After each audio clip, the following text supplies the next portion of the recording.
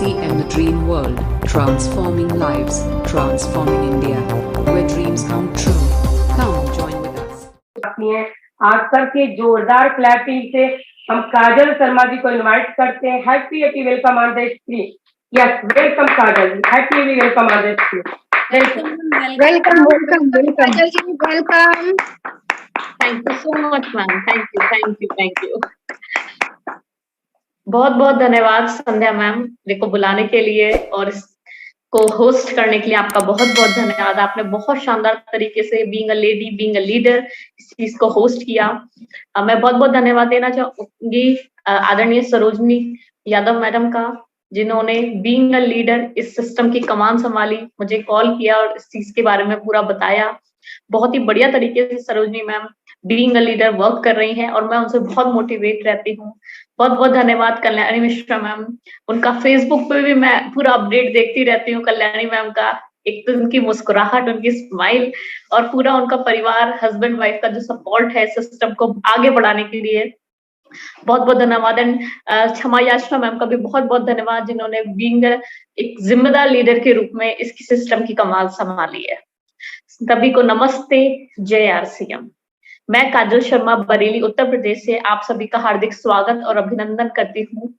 सर्वप्रथम मैं बहुत बहुत धन्यवाद देना चाहूंगी जितनी भी कोर लेडी लीडर्स हैं यहाँ पे जो जिम्मेदारी के साथ इस सिस्टम को कर रही हैं। जो भी कोर लीडर्स हम लोगों के बीच में हैं, आदरणीय बीसी छाबड़ा सर, सभी लीडर्स का तहे दिल से मैं धन्यवाद दूंगा और सभी साथी जो इस समय इस प्रोग्राम की गरिमा को बढ़ा रहे हैं उन सभी का धन्यवाद।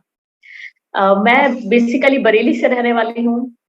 मेरा वर्क प्लेस बरेली है और अगर मैं एजुकेशन की संध्या मैम ने मेरी उम्र कुछ ज्यादा ही कम बता दी। हाँ, हालांकि आरसीएम में आने के बाद उम्र कम होने लगती है बट मैं इतनी छोटी नहीं हूँ।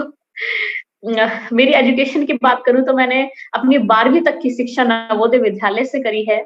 उसके बाद मैंने दिल्ली विश्वविद्यालय से, दिल्ली यूनिवर्सिटी से अपना ग्रेजुएशन, पोस्ट ग्रेजुएशन किया और फिलहाल मैं हेल्थ एंड न्यूट्रिशन की पढ़ाई कर रही हूँ और साथ में इस खूबसूरत से सिस्टम को अपने पूरे परिवार के साथ रहकर सीख रही हूँ।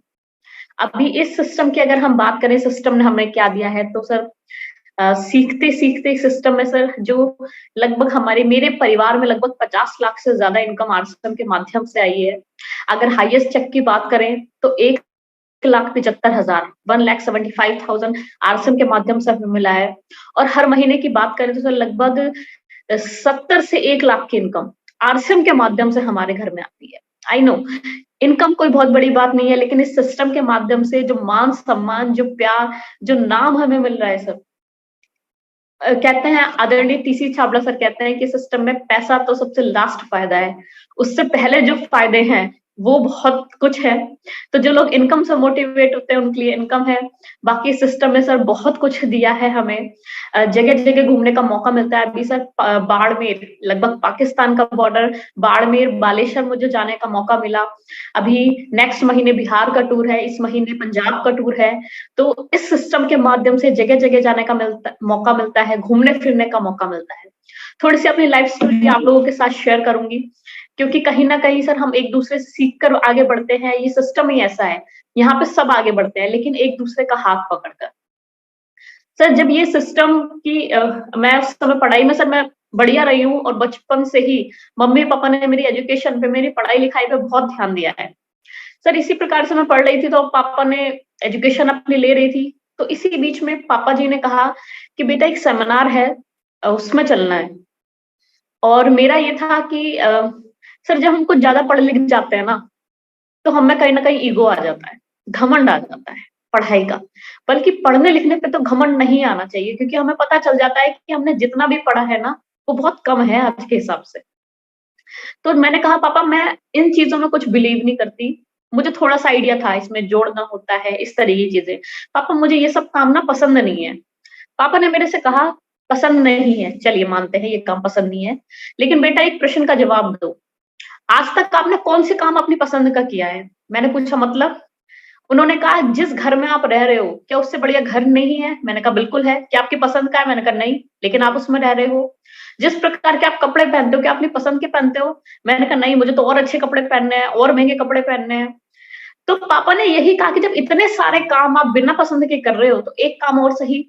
और सर आप कितने भी पढ़ लिख जाओ, लेकिन पिताजी के मतलब बोला जाता है हमारे यहाँ देहाती भाषा में, बापू के आगे किसी की नहीं चलती, आप कितने बड़े अधिकारी हो। तो उस मीटिंग में मुझे जबरदस्ती ले जाया गया। आप में से बहुत सारे लोग इस प्रकार से मीटिंग में गए होंगे, जबरदस्ती गए होंगे। उस मीटिंग में गई तो सर मेरे जितना ये 20-12 साल का जो एक्सपीरियंस था ना सर एजुकेशन का, वो एक पल में धराशायी हो गया। मैंने वहां पे देखा कि अभी तक जो मैंने सपने बुने हैं ना, मतलब सर स्कूल में हमें सिखाते हैं, हमारे टीचर्स कहते हैं बेटा खूब पढ़ो लिखो, अच्छे नंबर लाओ, अच्छा नौकर बन, मतलब नौकरी करना। कॉलेज में पढ़ने गई, वहां पे भी टीचर्स ने यही कहा कि खूब पढ़ो लिखो, अच्छे नंबर लाओ, अच्छा एम्प्लॉय बनो, नौकरी करो, इस तरीके की चीजें कही। लेकिन सर वहां पे मीटिंग में कहा कि खूब पढ़ो लिखो, अच्छे नंबर लाओ और मालिक बनो। मैं मतलब पैरों तले जमीन खिसकने वाली बात थी कि आज तक ये चीज किसी ने क्यों नहीं कही। हमारे रिश्तेदार भी हमसे यही कहते थे कि खूब पढ़ो लिखो, अच्छे नंबर लाओ, अच्छी नौकरी करो। हमारे माता पिता ने भी हमसे यही कहा।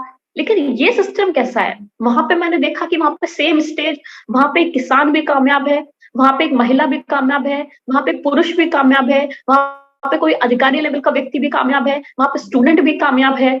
मुझे समझ में ही नहीं आया। मुझे ये लग रहा था कि अभी तक मैंने एक अच्छे जीवन का जो सपना बनाया था, वो नौकरी से संभव नहीं है। एक अनपढ़ व्यक्ति, एक किसान, एक आईएएस पीसीएस के लेवल की इनकम ले रहा है और इतना मान सम्मान हो रहा है। आखिर ये सिस्टम क्या है? तो मैंने सर सिस्टम को सीखना शुरू करा। अब सर क्या होता है, और मैंने पापा से डिसीजन कहा, मैंने पापा से कहा कि पापा मुझे बिजनेस करना है। पापा ने सीधी सी बात कही, बेटा इंजीनियर बनने के लिए इंजीनियरिंग की एजुकेशन लेनी होती है, डॉक्टर बनने के लिए डॉक्टर की पढ़ाई करनी पड़ती है, तो बिजनेस के लिए भी आपको बिजनेस की एजुकेशन लेनी अनिवार्य है। मैंने सर सीखना शुरू करा। अगर आप में से कई नए लोग भी हैं, तो मैं आप सभी लोगों से ये जरूर कहना चाहूंगी कि आपको जिस भी व्यक्ति ने इस मीटिंग में इनवाइट किया है, आप उनका तहे दिल से धन्यवाद दीजिएगा, क्योंकि माँ बाप के बाद वही एक व्यक्ति है जो आपका सच में, सच्चे दिल से, साफ दिल से आपका भला चाहता है। सर सिस्टम को सीखना शुरू करा। मैं क्योंकि पढ़ने में हमेशा मेरा इंटरेस्ट आया, तो सिस्टम से रिलेटेड मैंने किताबें पढ़नी शुरू करी। और सर बहुत ही अचंभित करने वाले आंकड़े मेरे पास आए, बहुत ही अचंभित करने वाले। अगर आप एक डेटा देखें सर, अमेरिका में बहुत बड़ा परसेंटेज डायरेक्ट सेलिंग का है, बहुत बड़ा परसेंटेज जो कमाई का है। एक अर्थशास्त्री ने एक डेटा दिया कि पिछले 5 साल में जो सबसे ज्यादा मिलेनियर बने हैं, करोड़पति बने हैं, उसमें से 40% लोग डायरेक्ट सेलिंग से बने हैं। और सबसे अचंभित करने वाली बात क्या है, उसमें से 75% महिलाएं हैं। महिलाओं का बहुत बड़ा रोल है। अगर हम बात करें सन 2016 में, सर डायरेक्ट सेलिंग पे पहले कोई नियम कानून नहीं था, लेकिन सन 2016 में आपने देखा होगा, एलआईसी के बारे में सुना होगा, हमें से बहुत सारे लोग एलआईसी भी करते होंगे। सर एलआईसी को पहले करियर के रूप में नहीं लेते थे, क्योंकि उसके ऊपर कोई नियम कानून नहीं थे। लेकिन जब सरकार ने एलआईसी पे नियम कानून बनाया, एलआईसी को एज ए करियर के रूप में हमारे साथी करने लगे हैं। सन 2016 में डायरेक्ट सेलिंग के ऊपर गाइडलाइंस आई। अभी जो जयपुर में धरना हुआ था उद्योग मैदान में, आप में से बहुत सारे लोग हैं, वहां पे मैं थी। वहां पे मैंने आरसीएम के सच्चे सिपाहियों का स्ट्रगल देखा कि किस तरीके से कर रहे हैं। तो सन 2016 में भारत सरकार ने डायरेक्ट सेलिंग पे पूरी गाइडलाइंस बना के दी है। कानून डायरेक्ट सेलिंग पे बन गया है। शॉलिनी यूनिवर्सिटी हिमाचल प्रदेश की, वहां पे डायरेक्ट सेलिंग को डिप्लोमा कोर्स आ गया है, 1,72,000 में वो सिखाया जा रहा है। दिल्ली विश्वविद्यालय में डायरेक्ट सेलिंग पे किताबें आ गई हैं। एमबीए का जो भी मार्केटिंग का कोर्स है, आपको डायरेक्ट सेलिंग पढ़ना अनिवार्य है। बिना डायरेक्ट सेलिंग पढ़े आप उस चीज को पास नहीं कर सकते। तो सर ये आज के टाइम का फ्यूचर है, आज जो चल रहा है। लेकिन सर जब मैंने पहले पढ़ना शुरू करा था इस चीज के बारे में, इतना सब कुछ नहीं था उस समय, और मैंने धीरे धीरे सीखना इस सिस्टम को शुरू करा। बहुत सारे चैलेंजेस आए। कई लोगों ने कहा कि बेटा किन चक्करों में फंस गए, तुम पढ़ाई करो। वही सर जो अभी तक होती है, अभी तक जो हमें सिखाया जाता है, वही सब सीखा। सर अगर मैं एक प्रैक्टिकल बात करूं, एक वास्तविक बात करूं, तो सर मेरे पिताजी गवर्नमेंट जॉब में है, मेरे नाना जी गवर्नमेंट जॉब में थे, मेरे नानी जी गवर्नमेंट जॉब में थी, मेरे दादाजी गवर्नमेंट जॉब में थे। मेरे परिवार में से बहुत सारे लोग प्राइवेट जॉब के भी हैं। मेरे परिवार में से बहुत सारे लोग ऐसे भी हैं जो व्यापार कर रहे हैं। मेरे मित्र के मम्मी पापा व्यापार कर रहे हैं। लेकिन सर मैंने ये देखा कि सब में कुछ ना कुछ छूट रहा है। अगर हम एक नौकरी पेशा की बात करें, तो सर नौकरी चाहे 10,000 की हो, चाहे 70,000 की हो, सबकी महीने में एक ही सिचुएशन हो जाती है। मैंने देखा था जब हम लोग नौकरी का ही था, तो सर महीने के एंड में अगर कोई त्योहार, अगर कोई रिश्तेदारी में कोई प्रोग्राम हो जाए ना, तो सर हम लोगों के हाथ पैर फूल जाते थे। हमारा ये था कि हम बहाने बनाने लगते थे। पिताजी कहते थे कि बेटा अगर हम जाएँगे, देखो आने का इतना लगेगा, जाने का इतना लगेगा, गिफ्ट देना पड़ेगा, इससे बढ़िया तो हम यहाँ पे ही काम कर लेंगे। तो सर हम 10,000 का खर्चा ₹100 में निपटाने की गुण होता है सर हम भारतीयों में, तो हम ₹100 में खुश हो जाते थे। बहुत सारे चैलेंजेस हमने सहे। मैंने सर ये देखा कि एक जो गवर्नमेंट एम्प्लॉयी होता है सर, वो सिर्फ 3 काम कर पाता है अपनी पूरी ज़िंदगी में, अगर हम ये देखें, एक बढ़िया घर, बच्चों की शादी, बच्चों की एजुकेशन। जब उनके पास पैसा भी होता है, जब उनके पास समय भी होता है, लेकिन सर रिटायरमेंट के बाद शरीर में इतनी ताकत नहीं होती कि वो उस चीज़ को एन्जॉय कर पाए, वो उसका घूम फिर पाएँ, उसका आनंद ले पाएँ। तो प्राइवेट जॉब की बात करूँ तो मेरी जो एज है, तो मेरे जितने भी साथी थे, मेरे क्लासमेट थे, वो सर कहीं न कहीं सेट हो गए। अगर मैं प्राइवेट जॉब की बात करूँ तो सर मेरे कई सारे जानकार हैं जो प्राइवेट जॉब कर रहे हैं। सर परिवार अलग, खुद अलग, पैसा बढ़िया मिल रहा है, लेकिन स्वास्थ्य भी गया। मैंने कई सारे मेरे मित्र हैं जिनके मम्मी-पापा बिज़नेसमैन हैं, तो सर माँ-बाप और बच्चों के बीच में कोई कोऑर्डिनेशन नहीं। जिसके लिए हमारी भारतीय संस्कृति जानी जाती है, माता-पिता, बच्चों के बीच में जो रहता है, सर कुछ नहीं। एक बिज़नेसमैन से मैंने पूछा, सर बच्चे कितने बड़े हो गए? कह रहे बच्चे इतने बड़े हो गए इस समय। मैंने कहा सर बच्चे तो ऐसे बढ़ते हैं, आप ऐसे क्यों बता रहे हो? तो उस व्यक्ति ने कहा कि बेटा जब मैं सुबह जाता हूँ तो बच्चे सो रहे होते हैं, रात को लेट आता हूँ तो बच्चे सो रहे होते हैं, तो मैंने उनको ऐसे ही बढ़ते हुए देखा है, ऐसे बढ़ते हुए तो बहुत ही कम देख पाता हूँ। तो सर ये कहीं न कहीं सिचुएशन है समाज की। तो सर मैंने डिसाइड किया कि मैं सर कुछ ना कुछ छूट रहा था, कहीं परिवार छूट रहा था, कहीं समय नहीं था, कहीं पैसा नहीं था, कहीं स्वास्थ्य जा रहा था। लेकिन इस सिस्टम में आके देखा कि 5 साल अपनी एड़ी चोटी का जोर लगा के सिस्टम में काम करना है, उसके बाद आपके पास मान-सम्मान, परिवार, प्यार, पैसा, अच्छा स्वास्थ्य, सब कुछ एक प्लेटफ़ॉर्म पे अगर मिल सकता है, तो वो आरसीएम सिस्टम है। एक बार ज़ोरदार आपको ताली बजा लीजिए, प्राउड होना चाहिए कि आप इतने खूबसूरत सिस्टम के साथ जुड़े हुए हैं।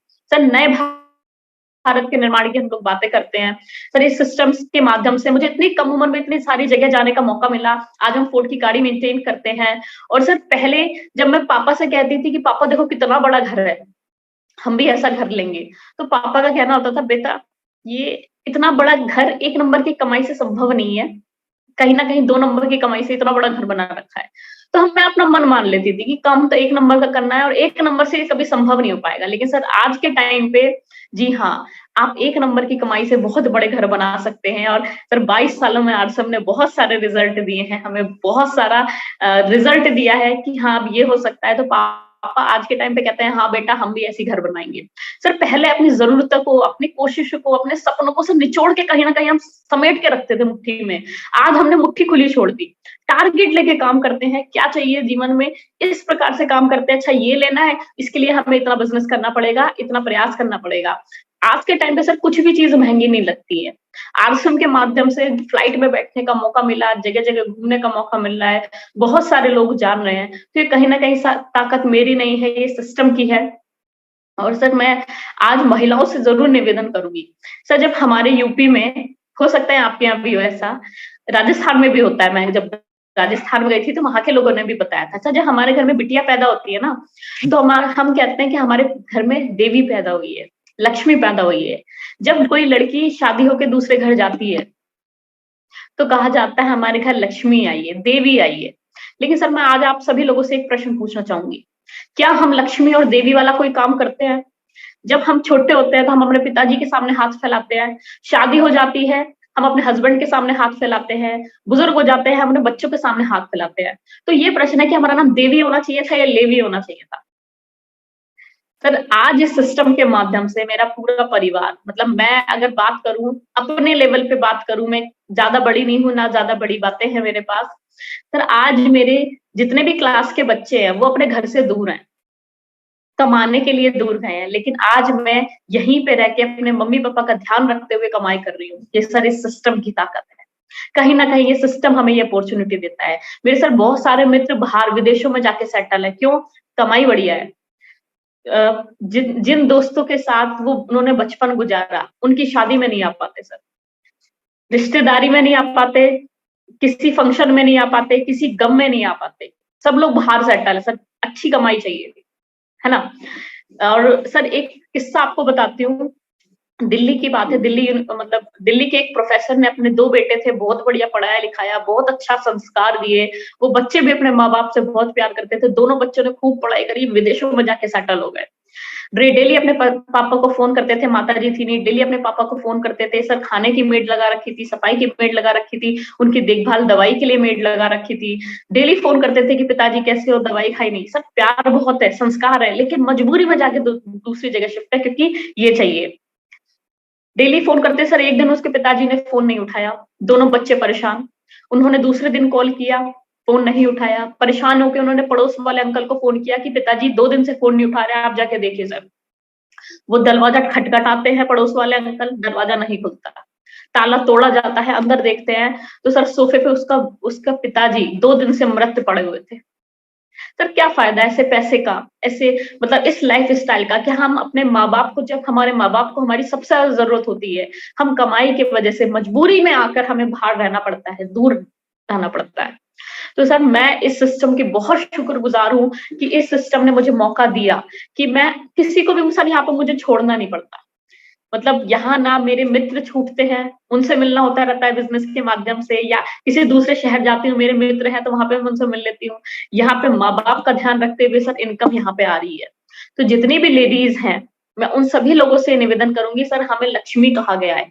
अगर आप ठान लो ना, आपके घर में कभी पैसे से रिलेटेड दिक्कत आ ही नहीं सकती है। जितने पुरुष साथी यहाँ पे बैठे हैं, मैं उनसे निवेदन करूंगी, अपनी बहन, अपनी वाइफ, अपनी बेटी को इस बिजनेस में इन्वॉल्व करिए। हो सकता है सर उनका गोल कुछ और हो, लेकिन आप उसमें उनको इसमें इन्वॉल्व करिए। यहाँ का जो संस्कार है, यहाँ का जो एनवायरमेंट है, वो सर बहुत बढ़िया है। और सर एक कमाल की बात बताऊं, मैंने सर ये पाकिस्तान के बॉर्डर पे जो सफर किया, अभी जो मैं करने वाली हूँ, अभी पिछले महीने लगभग दिसंबर के टाइम पे मैं बस्ती देवरिया साइड गई और सर अकेले ट्रैवल कर रही थी। अगर आप अपनी आपकी फैमिली आरसीएम में इन्वॉल्व होनी होती है, आप किसी अकेली लड़की को कहीं जाने नहीं देते। लेकिन ये सर इस सिस्टम का संस्कार है, ये सिस्टम की ताकत है कि मेरे पिताजी ने बिना डरे मेरे को भेजा कि पूरे हिंदुस्तान में जहां पे ट्रैवल करना है करो। आरसीएम के संस्कार ऐसे है सर। मैं उस घर में पहली बार रही जो जिस व्यक्ति ने मुझे संबोधित किया, पूरा परिवार उनका था। सर लगे नहीं था कि मैं उनके यहाँ पहली बार आई हूँ। इतना प्यार, इतना सम्मान। अगर मैं किसी दूसरे प्रोफेशन में होती तो मैं किसी होटल में रह रही होती, वहां पर टाइम से चीजें होती हैं, लेकिन वहां पे मेरे लिए गर्म पानी मैम खाने के लिए पूछा जा रहा था। सर आपने बहुत सारे लोग ने कहा होगा कि आज के टाइम पे सर महिलाओं की सिक्योरिटी, सुरक्षा बहुत बड़ा प्रश्न चिन्ह है। सरकार पे कहें, पूरे भारत देश पे कहें, लेकिन आज मैं आपको संबोधित करूंगी कि इससे सेफ सिस्टम क्या है। बहुत सारी गवर्नमेंट टीचर्स है बेसिक में, जो जगह जगह गांव-गांव जाती है 40-45 किलोमीटर दूर रह के। वहां पे कई बार मैंने देखा है कि प्रेगनेंसी में छोटे बच्चे के साथ वो ड्यूटी कर रही है इलेक्शंस की। सर इससे सिक्योर, इससे सेफ सिस्टम लड़कियों के लिए कोई हो ही नहीं सकता, और उसका जीता जाता एग्जाम्पल मैं आपके सामने हूँ। आरसीएम का संस्कार, आरसीएम की पावर, आरसीएम के लीडर्स इतने बढ़िया हैं कि एक लड़की को किस तरीके से रखना चाहिए, क्या गैप होना चाहिए, ये सब कुछ यहाँ पे सर सिखाया जाता है। ये आरसीएम की ताकत है। आदरणीय टीसी छाबड़ा सर, आदरणीय बीसी छाबड़ा सर का संस्कार है जो हम लोगों के रगों में दौड़ता है। मैं बहुत बहुत धन्यवाद ज्ञापित करूंगी सारे लीडर्स का, जिन्होंने हमें ये इस प्रकार का प्लेटफॉर्म बना के दिया।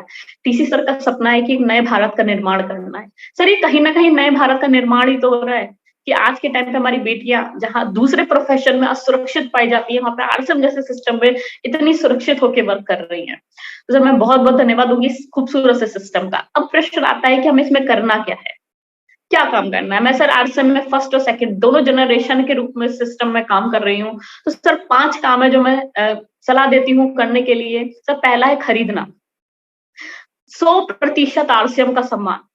अगर आप खरीद नहीं सकते आरसीएम का सामान, तो सर आप इसमें कामयाब नहीं हो सकते, क्योंकि आरसीएम के प्रोडक्ट सर अमृत है। आप खुद तो स्वस्थ रहिए, साथ में अपने पूरे परिवार को स्वस्थ रखिए, तो आपके घर में खरीदने से लगभग डायमंड क्लब हो उतना तो सर आना चाहिए। अगर डायमंड क्लब नहीं होता तो कहीं ना कहीं सर हम 100% आरसीएम के यूजर नहीं है। 100% आरसीएम का हमें सच्चा सिपाही बन के सिस्टम में काम करना है। जो चीज आरसीएम में आती है वो बाहर से नहीं आनी चाहिए घर में।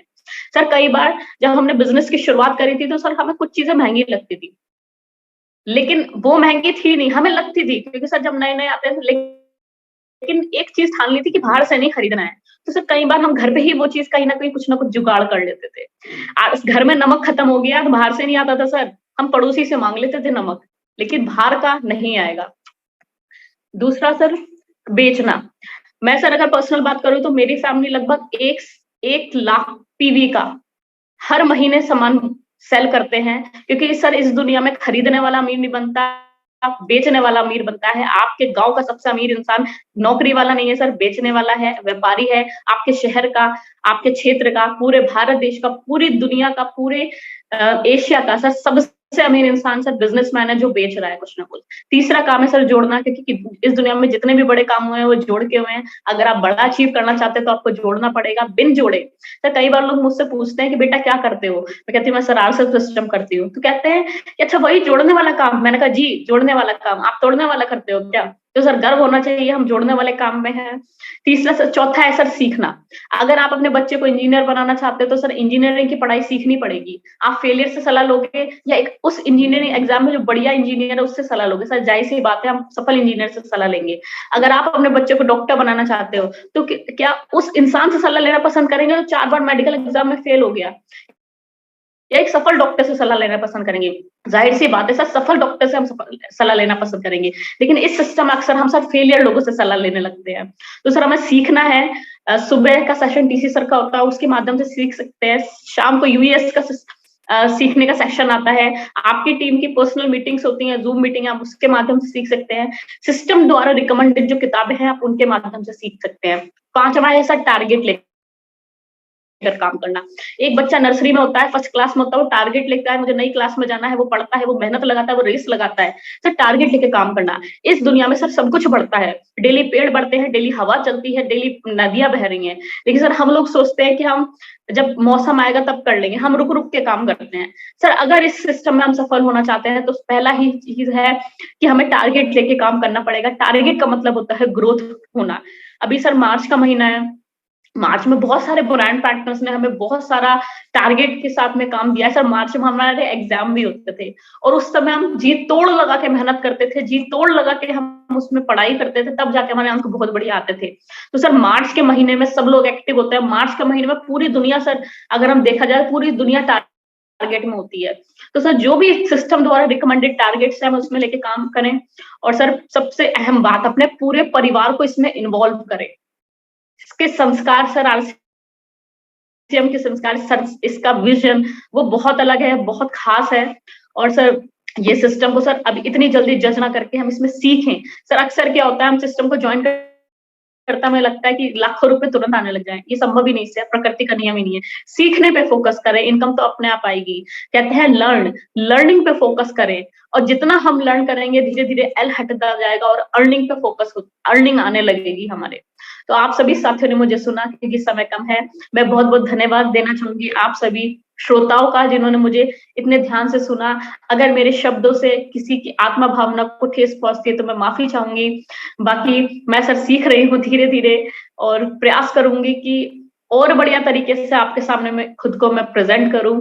बाकी मैं बहुत बहुत धन्यवाद देना चाहूंगी सभी लीडर्स का, और मैं माइक हैंड ओवर करती हूँ आज की होस्ट संध्या मैम को। Welcome ma'am. बहुत बहुत धन्यवाद। आप जितने भी साथी थे आपने देखा होगा कि एक कच्चा घड़ा होता है, उसको जैसे आप ढालेंगे वैसे वो बनता चला जाएगा। तो आज काजल जी के पेरेंट्स ने इनको जैसे ढाला वैसे आज ये बन गई। अब ये डायमंड बनने से इनको कोई रोक नहीं सकता, क्योंकि इन्होंने बिल्कुल कॉन्सेप्ट को क्लियर कर दिया। और इतनी छोटी सी बच्ची ने इतना बिल्कुल एक चीज में समाहित कर दिया। मात्र 20 मिनट 25 मिनट में इन्होंने इस प्रोग्राम को बिल्कुल बांध के रख दिया कि करना क्या है, कैसे करना है, कैसे आपका बिजनेस ग्रोथ होगा। सब चीजों को इन्होंने ओवरऑल अगर एक बात की जाए तो यही निकल करके आता है कि हम जिसको भी ज्वाइन कराएं उसको सिस्टम के साथ जोड़ दे, न कि अपने के साथ। तो इनके माता पिता ने इनको सिस्टम के साथ जोड़ दिया, यानी सेमिनार में ले जाकर बैठा दिया, फिर अपलाइनों के संपर्क में दे दिया। फिर इन्होंने जैसे जैसे सब चीजों को देखा, इनका सब चीज क्लियर होता चला गया। RCM, the dream world, transforming lives, transforming India, where dreams come true.